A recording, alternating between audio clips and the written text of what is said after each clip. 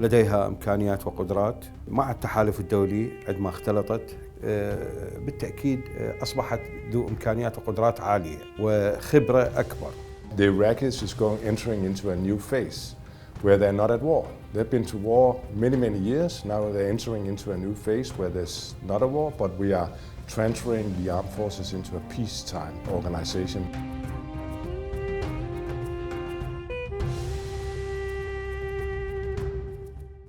يعني داعش منظمة إرهابية، وداعش هي إفرازات الإرهاب اللي انتشر في الفترة الأخيرة في كافة دول العالم، وداعش يمثل أخطر مراحل الإرهاب في العالم.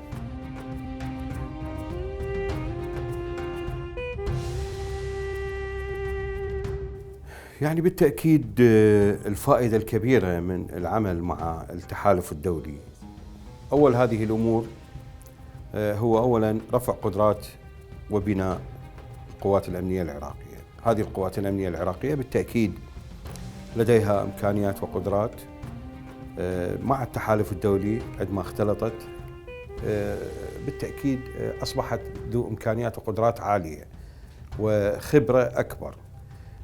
أكثر من 70 دولة فيها جيوش مختلفة، لكل جيش إلى إمكانيته وقدرته وخبرته في القتال.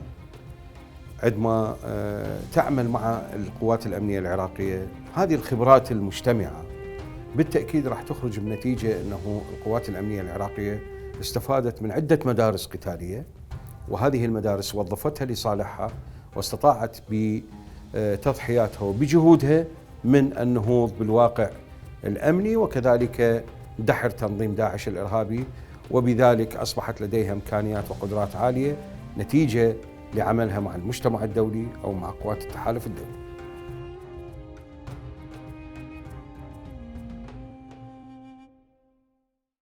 We're here in the Iraqi Security Force Joint Operational Command Center, Iraq. This is the location that commands and controls all Iraqi security forces across federal Iraq. It's also the forward headquarters of the Combined Joint Task Force for Operation Inherent Resolve, which is the 78-nation coalition to maintain the enduring defeat of Daesh. All of the coalition locations in Iraq are now Iraqi bases. And so over the last 12 months, we've transitioned from coalition bases to Iraqi security force bases. We are hosted by them. They are our partners. We're here at their invitation. We have two primary maneuver platforms. We have a military advisory group and we have a special operations advisory group. And they advise at the operational level and they deliver capabilities to the Iraqis that are requested by the Iraqis. There are no operations that take place anymore in Iraq without the express permission of the Iraqi government. So we're here at their invitation, delivering capabilities they have asked for. طلبت الحكومة العراقية من المجتمع الدولي أن يساعدها في مجال القدرات بالقوة الجوية، لأنه ما عندنا كانت قوة جوية الحقيقة. في مجال طيران الجيش كان طيران الجيش لا زال فتي، في مجال الاستخبارات والاستطلاع والمدفعية. وأثناء ذلك استجاب المجتمع الدولي للحقيقة قواتنا الأمنية وللحكومة العراقية، وأتت هذه القوات وساعدت القوات الأمنية العراقية اللي هي فقط قدمت لها المساعدة. وما قاتل من قاتل ومن قدم التضحيات هم القوات الأمنية العراقية، ولكن كان دعمهم ووجودهم في الدعم في مجال التدريب، في مجال التسليح، في مجال الضربات الجوية، في مجال الاستطلاع الجوي، في مجال المعلومات الاستخبارية مهم جدا، وأسهم إسهام كبير في الإسراع في عملية إحداث النصر اللي إن شاء الله تحقق على أيدي قواتنا الأمنية العراقية.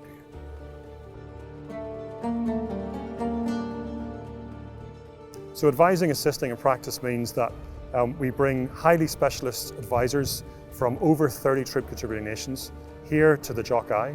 They sit alongside their Iraqi partners every day and they help them deal with those complex and wicked problems that are caused by having an insurgency in increasingly complex terrain. The military advisory group is given advice on all the different warfighting functions, as we call them, within the Joint Operations Center here in Baghdad. We are advising Iraqi staff officers, so that's the higher level, or the highest level they have here in Iraq, on an operational level. Assisting doesn't mean providing them the ASF with coalition assets, not at all. What the MAC does is we assist them in using more effectively their own assets, aircraft, weapons, you name it. Recently we've started to have been invited in what they call target decision boards, where they discuss targets, and that's when we come into play. That's when we look at it with them and try and advise and say, hey, this is how we could do it, because based on the weapons you have, your inventory, these are the effects you can actually generate, and that would be really interesting on that specific target. So recently, after observing a set of targets in an area that is known for being the enemy's stronghold, and they briefed up their chain of command, and they decided to strike using different squadrons and different weapons without even telling us when that was going to happen. So a very independent type of decision-making process, which is a little victory, if you will.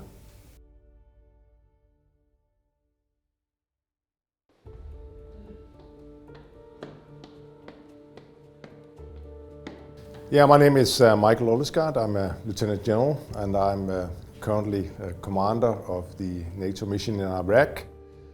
First of all, I think we should start from the top. You know, we have agreed with the Ministry of Defense on some long-term objectives. What is it that we want to achieve? So we have, like, a little bit technical, we have like 14 long-term objectives that we are working in terms of training, in terms of human resources management, in terms of women, peace and security, in terms of anti-corruption and so on. NATO mission in Iraq is to provide capacity building. So it is about long-term achievements. So we are focused on this and not on short-term achievements. Therefore, it's, let's say, crucial to involve our Iraqi interlocutors as much as possible. How do you man a force? How do you equip a force? How do you train a force? And that's kind of our key element. And we're looking a little bit more ahead, longer term perspective.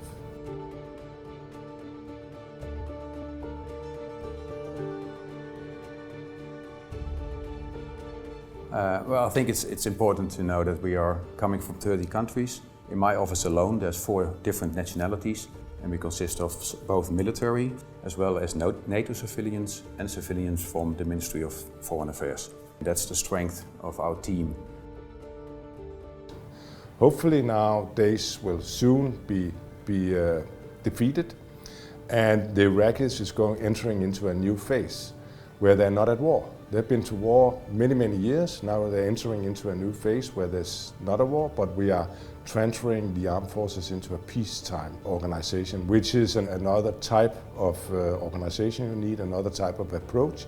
We are focusing much more on training, on how to man correctly the units, and how to, again, rebuild the logistical systems. Well, the benefits for the Iraqi, and we are focusing on the ministerial level, but it goes down to the service commands and the technical level as well. We are looking with them together for their shortfalls, so their needs. It's important to know that the NMI is a mission on request of the Iraqi government, so we're working together with their shortfalls and their needs, and it should be their solutions as well. So I'm very keen on working with them together on solutions. We've learned in the past that if we provide them with our solutions, that might not fit in their tradition or in their system, the way of thinking. So it's important to connect with them and do it together.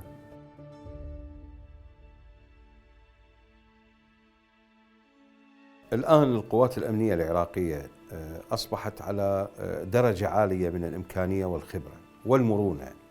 الآن قوات الأمن العراقية اكتسبت خبرة في القتال، تدربت، لديها سلاح مختلف اختلاف كلي عما كانت عليه قبل عام 2014. أكبر دليل على ذلك يعني بدأنا نستلم المواقع، وهذه المواقع بدأنا كقوات أمنية عراقية إحنا نديرها، ونجحنا في إدارتها، ونجحنا في حاول داعش أن يقوم ببعض التعرضات، نجحنا في الصد هذه التعرضات، وكذلك أيضا نجحنا في تحقيق الأمن في كل المناطق. الآن اختلفت، الآن أي مكان في العراق احنا نروح له آمن.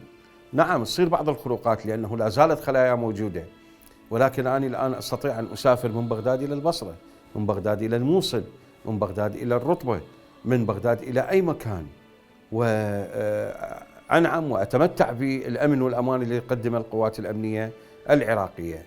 ولكن ما تبقى من هذه الخلايا الآن نقوم بالضغط عليها من أجل استئصالها والحقيقة منعها من أن ترجع مرة ثانية في العراق.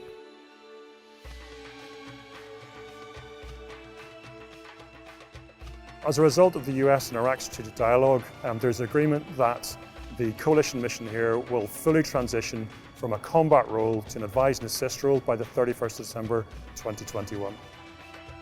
We are happy to stay and to develop slowly and progressing with the agreed objectives that we have with the armed forces. Personally for me, I would say the most rewarding thing is I grew up in a counterinsurgency environment. I grew up in Northern Ireland. I grew up with soldiers in the streets. I grew up with violence. I grew up seeing the effects of sectarianism. And when you come here to Iraq and you see that the people are rejecting sectarianism, they're rejecting the violence, it's hugely rewarding to see that. Because I think it's really important for people to remember that people just want to go to school. People just want to have a job. They just want to see their kids go to education. They just want to live their lives. They don't want to be encumbered by helicopters and tanks. We've got long relationships with the people of Iraq. We've got long friendships with the people of Iraq. The number of British passport holders that you see here, they're everywhere. People will always come up to you and talk to you about Manchester United, Liverpool, Chelsea. There's even people talk about cricket. So it's something that we should seize. It's our duty to pay it forward to them, and I genuinely take that really seriously, and so do all of the teams that are here as part of the CGTF OIR. That's really humbling.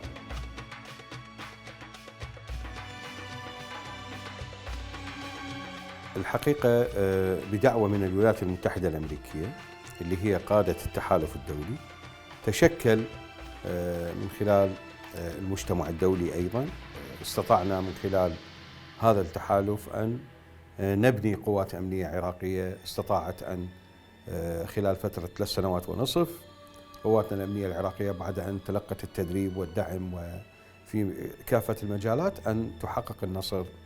وفعلا كحكومة عراقية وكشعب نقدم الشكر والعرفان لكل من ساهم في مساعدة قواتنا الأمنية وفي تحقيق النصر وساعد الشعب العراقي. أتمنى أن تنقل الرسالة إلى كل دول العالم بأنه العراق بلد آمن، بلد محب للسلام،